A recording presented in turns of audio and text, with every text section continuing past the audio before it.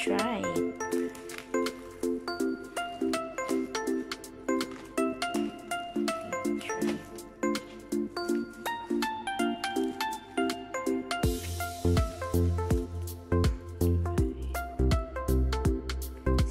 Guys, nahiwa na natin ang ating beef tripe.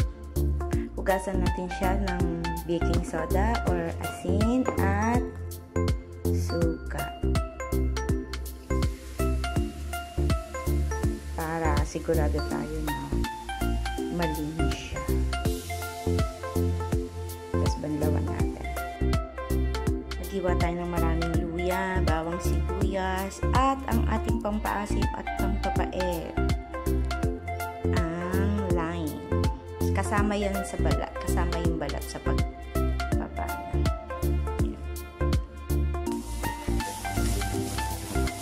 Isa na tayo guys ng luya, bawang, sibuyas. Tapos itulog na natin.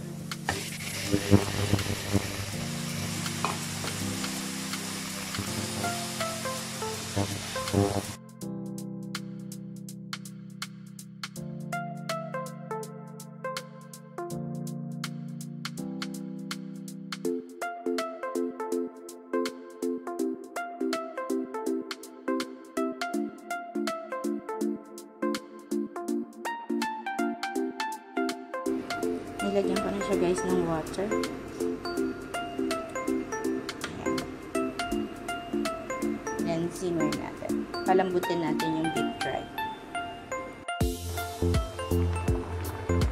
Ayan guys, nilagyan na natin ng lime. Ayan. Hinihiwa-hiwa lang natin kasama yung balat. Ayan. Ayan ang ating pampapait at saka pampaasim.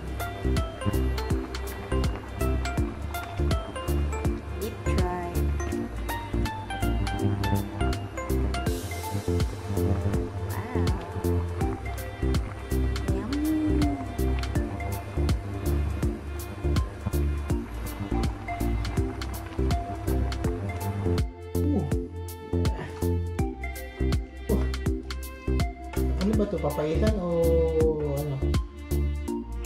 Lemon na ano? Siyempre, ang pampapait yung lime. Nangingibaba yun. Ilang inubos mo lahat?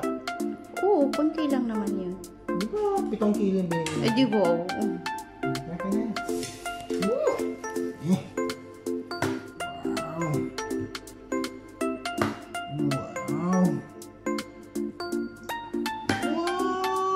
Bahaw ang kanin yan guys.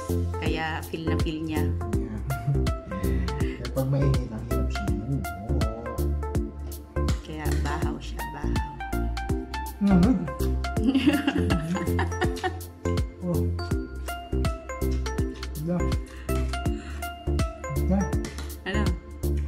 Pait. Siyempre papaitan nga, di ba? Kaya mapait. Kaya nga. Kain tayo guys. Ito na ang papaitan. Pagdagan natin ng konti lang.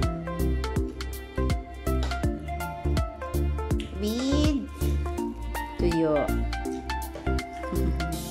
That's it.